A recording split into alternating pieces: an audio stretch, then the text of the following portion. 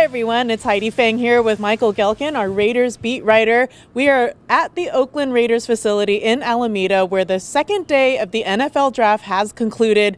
And Michael, the Raiders made some interesting moves, I think, trading their 35th pick, eventually after a couple deals, winding up with the number 40 pick. Tell us about this trade movement first before we get into the Raiders pick of the day. Right, so the Raiders went into today, Friday, with two players that they would have been comfortable selecting at 24 or 27 overall during Thursday's first round. At 35, when they were scheduled to pick, both of those players were still there. They moved back. Both those players are still there at 38, and so they move back once again and select one of the two, who is Trayvon Mullen, a cornerback out of Clemson. That's right, another player who participated in the January 7th College Football National Championship game, which Mayock attended in Santa Clara. So as of right now, Mullen gets reunited with his former teammate, Clelin Ferrell. So with that two teammates on the same team, that hasn't happened in quite a while, right?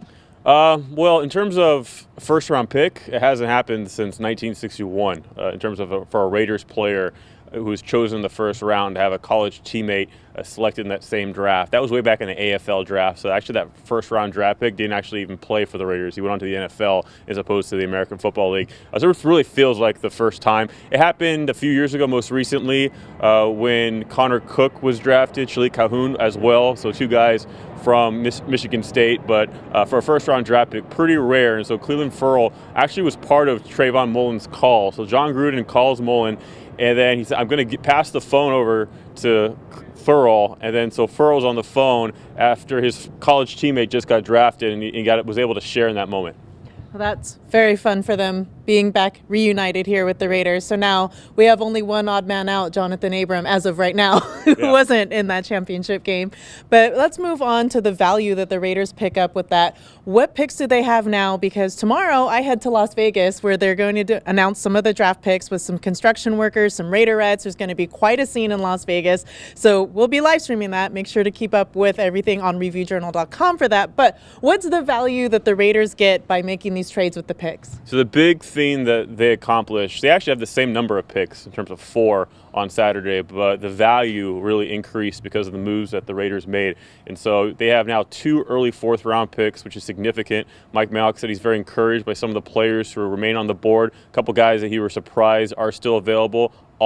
And so we could see what the Raiders do. They could trade back again. Mayock said he's received some preliminary interest in that possibility. When you're picking early in a round and teams have a night to think about it, you might ultimately amount to having some offers to field for potential trades. And so Mayock and John Gruden will go over those scenarios on Saturday morning, but the Raiders feel good. Also, they have a 5th round pick and a 7th round choice. That's when the draft ends. And then undrafted rookie free agency, which is a huge deal, where you get a chance to reach out to all these players that you love but went undrafted, bring them in over the phone, convincing them to sign for only a few $1,000 signing bonus in some cases. The future Jalen Richards of the world. I mean, you can go down the list of players from around the NFL who are undrafted and turn out to be really quality players. We'll look forward to seeing what happens there. But, Michael, I think right now the outstanding needs that are kind of obvious that the Raiders may look for, maybe, to fill out in tomorrow's draft: tight end, maybe a guard on the offensive line.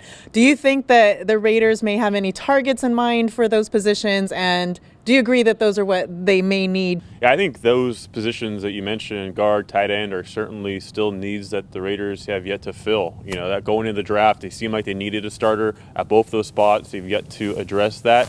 You know, we just had a scout walk behind us a few minutes ago, and he said, all right, day 3 of the draft, rounds 4 to 7, that's where we earn our money. And that's the truth, because there are so many guys who are going to get drafted on Saturday that I don't know their names, you don't know their names, people at home don't know their names, don't know their stories. And so for the scouts, this is really the grunge type of work, going all these pro days the way they have, and deep into the combine and all these measurables and interviews.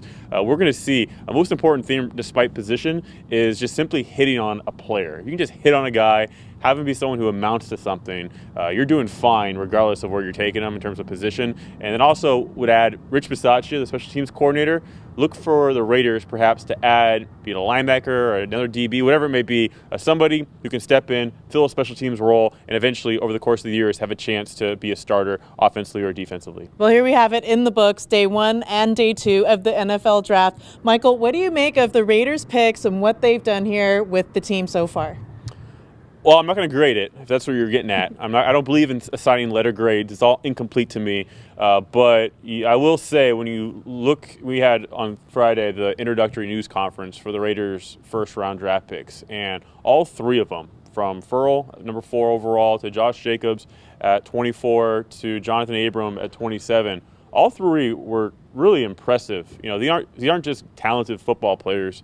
They seem like leaders. They just genuinely seem that way. And I'm not usually one who glosses that sort of away. If you could go back in the archives, I know that's not something I've said a bunch in the past, but you just get that impression from all 3 of those individuals. And so we'll see. In order to lead, you need to be able to ball on the field. That remains to be seen, with all 3 of them, because we just don't know. That goes for all rookies in the NFL. But I think it's between the ears, all of them seem to have a real purpose in terms of what drives them in the NFL. And I wrote an article on the reviewjournal.com just about that very thing.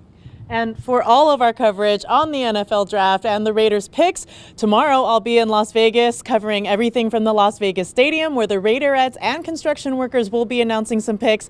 Michael will continue to stay on the ground here in Oakland with all the coverage there. And check out Ed Graney's article on Nashville, which features what Vegas could become when the NFL draft comes to town in 2020. Look forward to all those articles and find them on reviewjournal.com. For Michael Gehlken, I'm Heidi Fang. Thank you for watching.